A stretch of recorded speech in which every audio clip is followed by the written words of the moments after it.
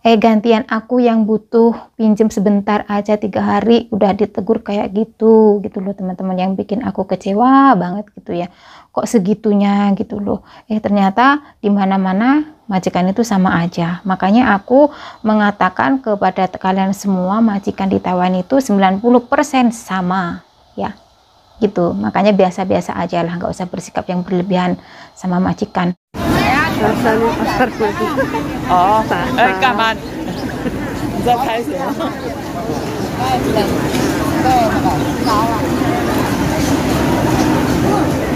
拉宝呢？啊，他在拍嘛，对，拍我们呢逛夜市哦。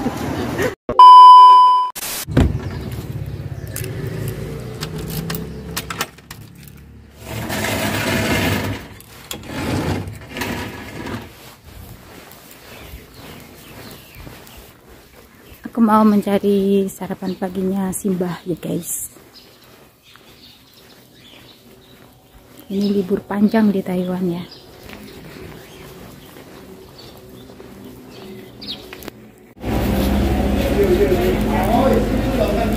Enggak ada tahu guys. Pengennya tahu.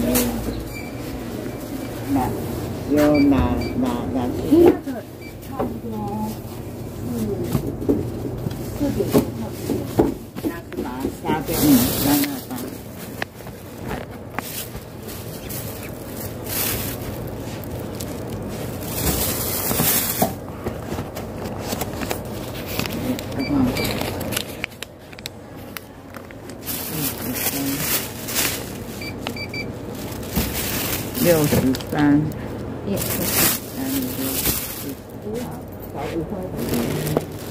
Yang itu kata saya. 20.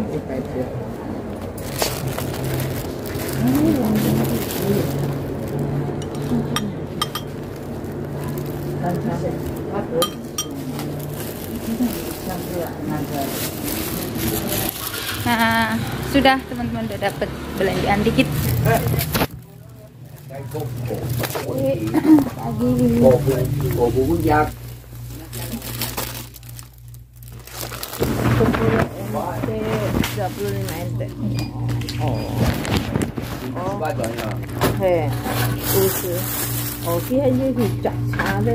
Terima kasih.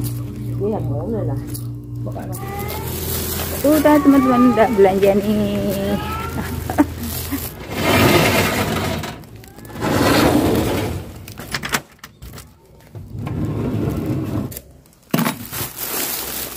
Nah, aku barusan beli garam. Ini garam untuk ngerendam kakinya nenek di musim dingin, dan juga buat mandi, dicampurkan ke sabun mandinya kayak gitu. Ini tadi 10 NT. Terus ini tadi sedotannya 15 NT. Dan untuk sarapan paginya nenek saya belikan ini tadi 20 NT, 20, 30, 45 hari ini ya belanjanya nenek. Dan ini punya aku beli sendiri, ini tadi 60 NT.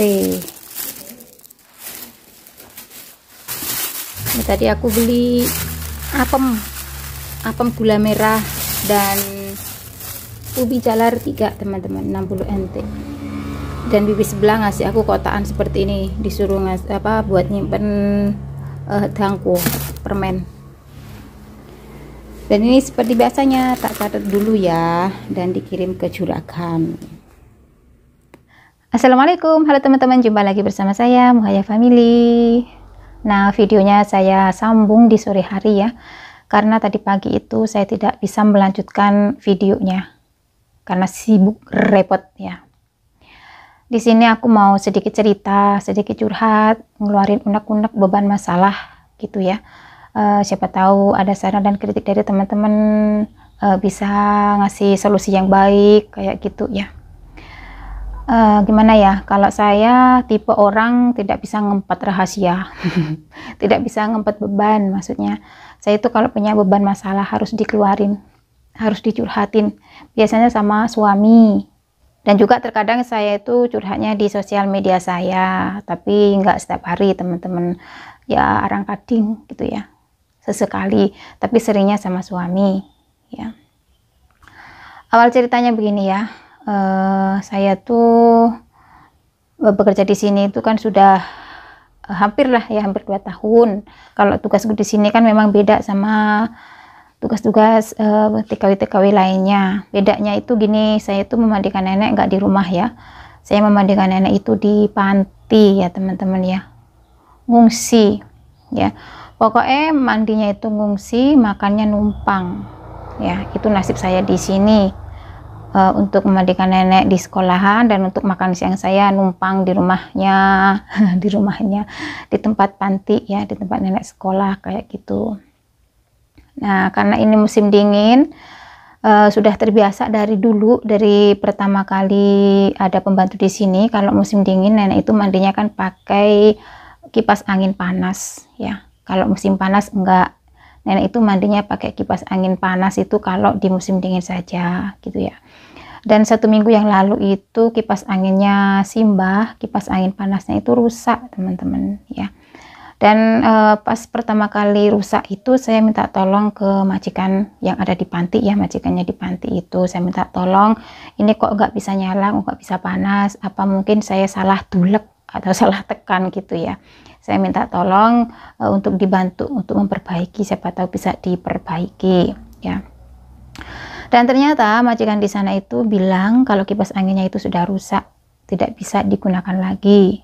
Dan majikan di sana pun juga bilang kalau di sana sudah beli gitu ya, sudah ada satu lagi kayak gitu. Ya udah, karena kipas anginnya rusak, kipas angin panasnya rusak, jadi saya pinjam kipas angin panasnya punya neneknya teman aku gitu ya. Sewaktu nenek mandi itu sampai kurang lebih 3 harian teman-teman aku pinjam ya. Karena apa? Saya belum bilang ke majikan saya gitu ya. Alasan saya tidak bilang ke majikan saya itu karena majikan yang ada di panti itu ngomong kalau di sana itu sudah ada ya. Dan setelah saya pinjam 3 harian, kemarin itu aku ditegur sama nyonya ya, bos cewek yang ada di panti. Saya itu ditegur begini, kamu memang nggak bilang ke majikan kamu kalau kipas angin panasnya nenek rusak, apa majikan kamu tidak mau membelikan yang baru gitu kan. Terus aku ngomong, saya belum bilang gitu. Kamu harus bilang, kamu harus pakai kipas angin panas kamu sendiri yang dibelikan majikan, dan yang kamu pakai itu punya saya, kamu harus minta ke majikan kamu gitu kan. Nah begini teman-teman ya, saya itu mau ngomong ke majikan itu pun juga butuh waktu, harus menunggu situasi dan kondisi ya.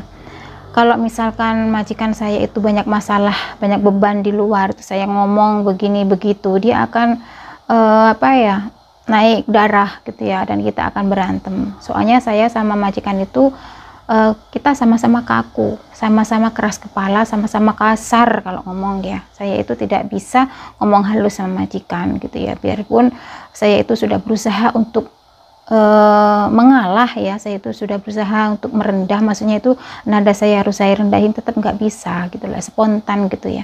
Karena majikan saya itu kalau ngomong selalu ngebentak gitu ya, ya otomatis saya ngejawabnya pun ngebentak kayak gitu teman-teman ya.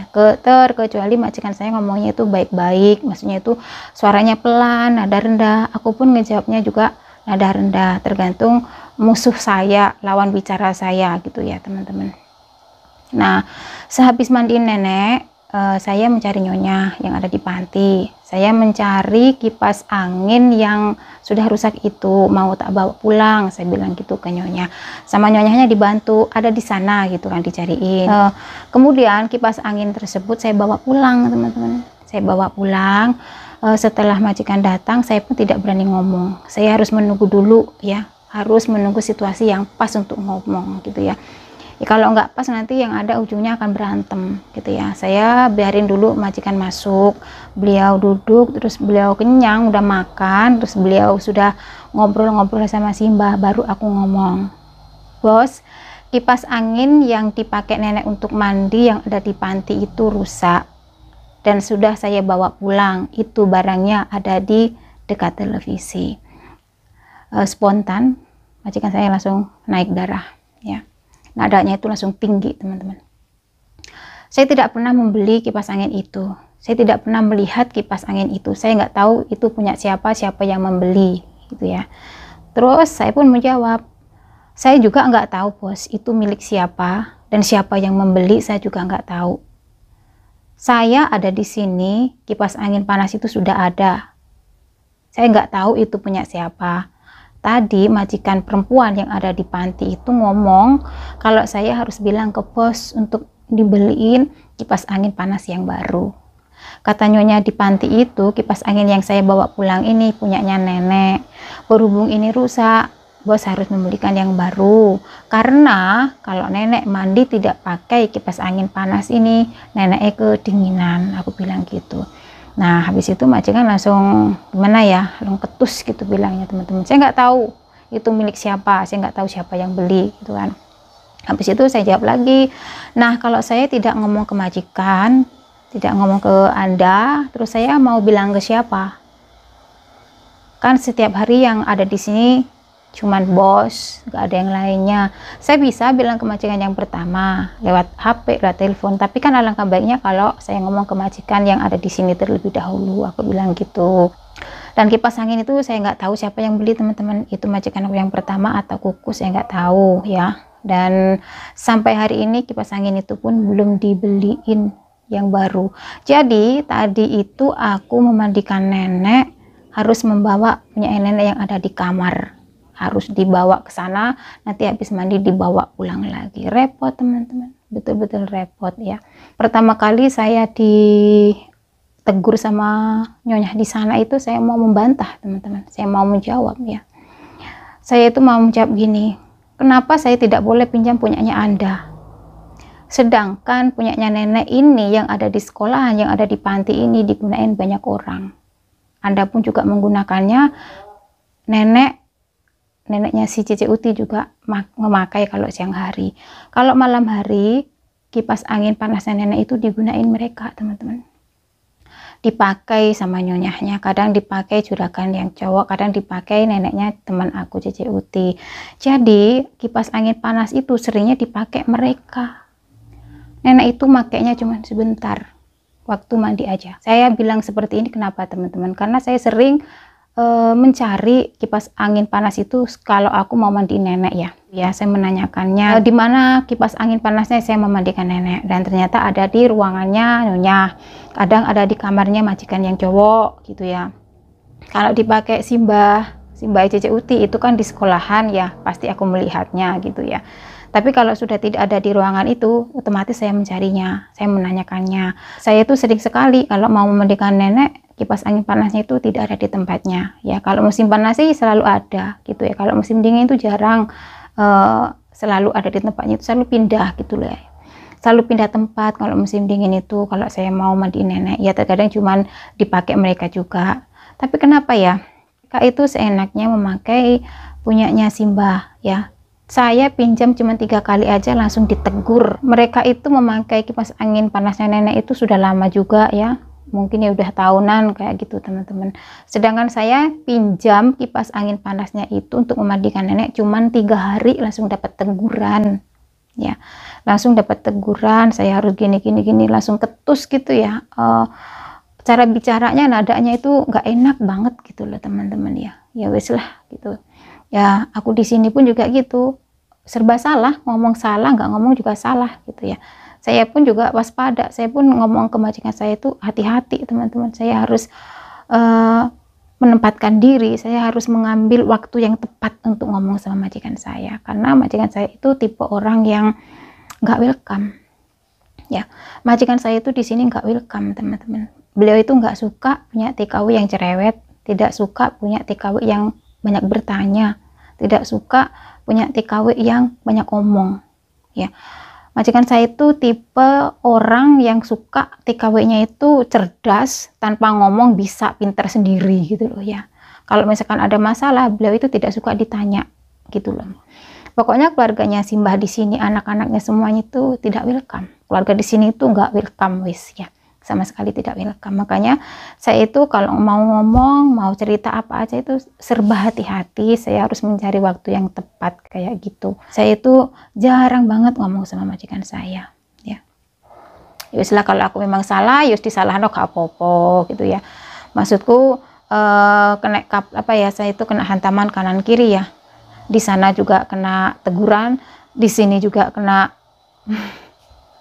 pokoknya wis kanan kiri dapat gimana ya, nggak enak banget didengar gitu ya teman-teman ya. Dari majikan saya nggak enak, saya ngomong ke majikan saya jawabannya juga nggak enak, saya pinjam punyanya di sekolah ditegur sama majikan sana juga nggak enak. Kanan kiri oke ya, kanan kiri aku dapat seperti itu ya, wis gak apa-apa wis.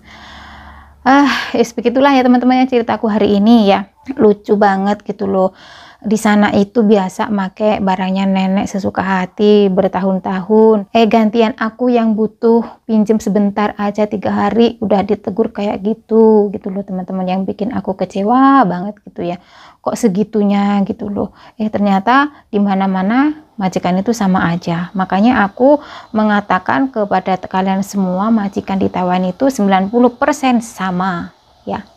Gitu, makanya biasa-biasa aja lah, nggak usah bersikap yang berlebihan sama majikan. Kita itu di sini butuh pekerjaan, butuh uang, dan majikan butuh TKW untuk membantu pekerjaannya. Beliau bisa menggaji gitu aja, udah nggak usah berlebihan nenek bengek yang mengagung-agungkan majikannya inilah itulah, nggak perlu lah, biasa-biasa aja. Itu aja pesan saya ya teman-teman ya, biasa aja lah, nggak usah membangga-banggakan majikan. Ya, biasa aja. Toh majikan itu di mana-mana sama aja. Sama aja, 90% sama aja. Saya di Taiwan hampir 8 tahun, saya merasakan ya kalau welcome nggak welcome-nya itu tok yang beda ya. Nah, teman-teman, itu tadi ya cerita aku hari ini, beban masalah saya. Kena tabok kanan kiri ya. Nah, saya lanjut mau ngasih video kiriman teman saya yang kemarin. Teman aku itu dari pasar malam di daerah sini ya teman-teman, daerah Hsinchu. Saya itu pernah ke pasar malam di Taiwan itu waktu aku di tempat majikanku yang pertama di sana ya. Mantan majikan aku itu orangnya welcome banget, sangat-sangat welcome, walaupun pekerjaannya di sana itu numpuk. Saya sih kalau di Hsinchu belum pernah ke pasar malamnya daerah sini. Saya itu seringnya pasar malam yang ada di Changhua, yang dulu aku bekerja di mantan majikan aku yang pertama ya, di Changhua. Saya pernah ke pasar malam itu waktu di Changhua bersama majikan saya, bersama mantan majikan saya, yaitu ada di pasar malam Lukang dan pasar malam Sihu ya. Kalau nggak salah 6 kali teman-teman. Nah, perbedaannya majikanku sini sama majikanku yang di sana, mantan majikan aku itu welcome-nya teman-teman. Kalau di sini orangnya nggak welcome ya. Kalau mantan majikan saya itu welcome. Cuman kalau di sini pekerjaannya sedikit, di tempat mantan majikan aku itu banyak banget. Cuman itu aja bedanya ya. Kalau masalah welcome-nya emang betul-betul welcome-an di sana. Kalau di tempat mantan majikanku itu orangnya suka banget kalau kita inisiatif bertanya. Nggak bisa apa-apa itu bertanya, pokoknya suka banget kalau ditanyain ya. Kalau kita banyak omong itu suka, kalau pembantunya TKW-nya itu banyak omong, mantan majikan aku itu seneng banget gitu ya. Kalau selalu bertanya, nggak bisa langsung tanya, itu seneng banget, welcome banget. Beda sama di sini.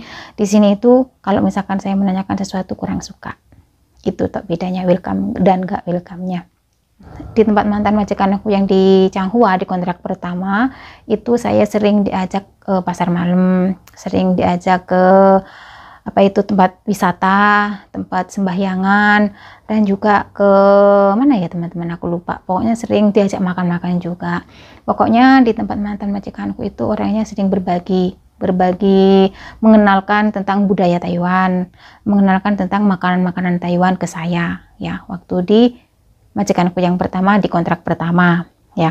Dan untuk yang kontrak kedua itu karena pandemi jadi tidak bisa kemana-mana, kita di rumah saja selama 3 tahun sampai kontrak kedua aku habis ya. Dan habis itu saya lari ke sini, pindah majikan ini. Saya itu pindah ke sini itu ingin mencari suasana baru dan mencari pekerjaan yang sedikit ringan gitu teman-teman ya.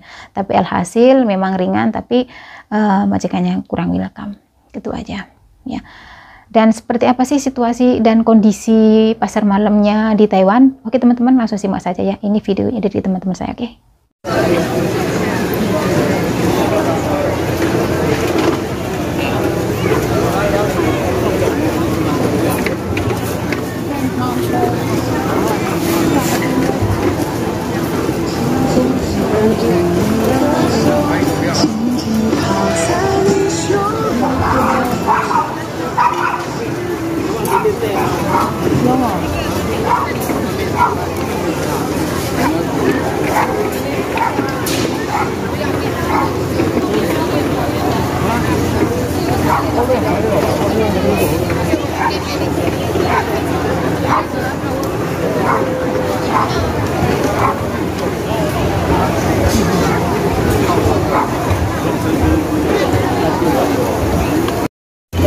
这样子。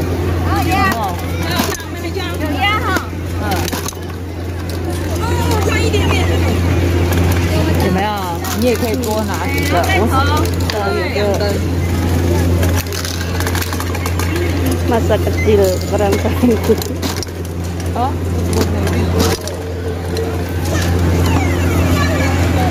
给你玩，换你玩。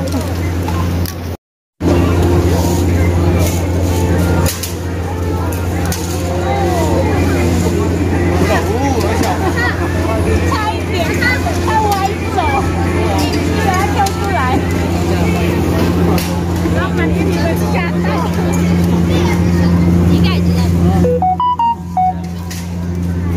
要不然就是要像百货公司。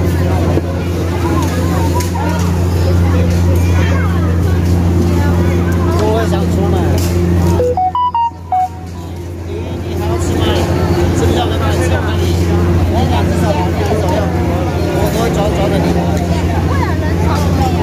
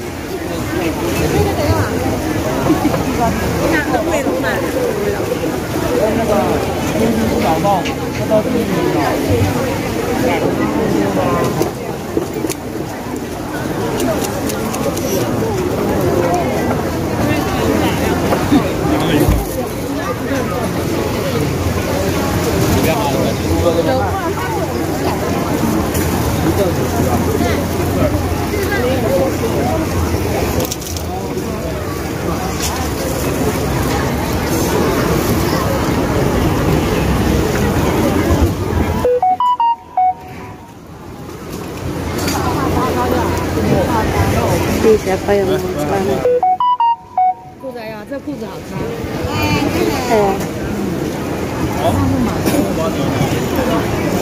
Sempak. 给你啊。好多人。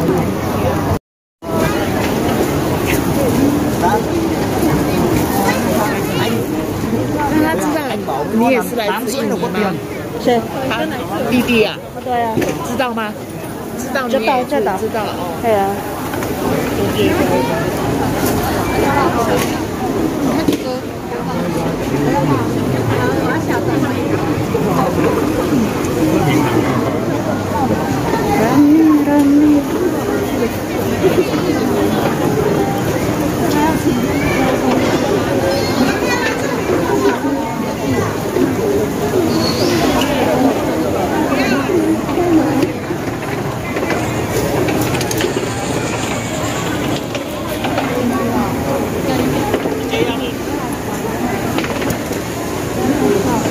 Selimut.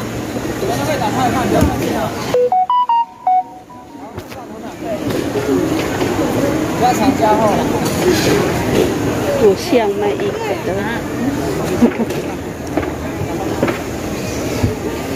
599，然后1块有600。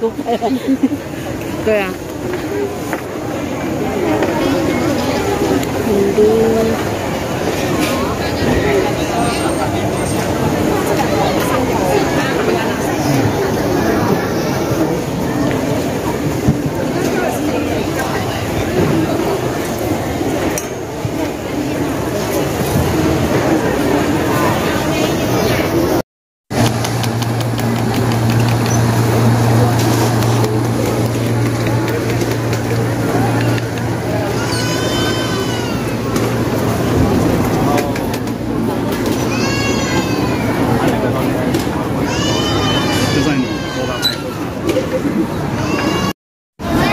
Biasanya pasar mati. 哦，哎，干嘛？你在拍什么？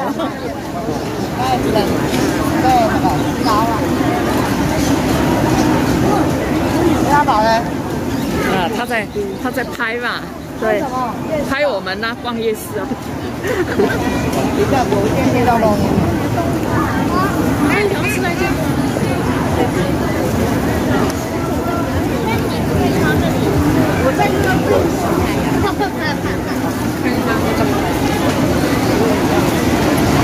你第一次逛哎？因为我每次来我的脚都不方便，我都没逛，第一次逛啊。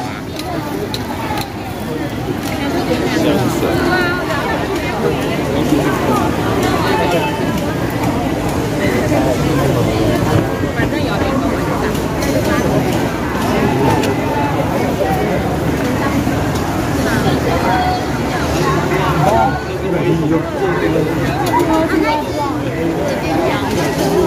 Nah teman-teman, situasi dan kondisi di pasar malam di Taiwan khususnya ya seperti itu tadi ya. Sama aja sih untuk situasi dan kondisinya di pasar malam di Lukang dan juga pasar malam di Sihu, walaupun di sini di Hsinchu juga sama menurut aku ya, karena aku juga menonton videonya. Aku juga pernah ke pasar malam yang ada di Changhua juga, hampir sama seperti itu. Oke teman-teman, videonya cukup sampai di sini. Terima kasih sudah menonton videonya mulai awal. Semoga kalian terhibur dan tetap ambil sisi positifnya saja dari video-video saya. Oke, sampai jumpa di lain waktu. Sampai jumpa di konten berikutnya. Wassalamualaikum warahmatullahi wabarakatuh. Bye. Ngomongnya belepotan soalnya RP gugah baik guys. Mbakku belum bangun. Aku sudah mandi ya. Nanti malam nggak usah mandi. Ini sudah cantik. Yuk kita ke bawah.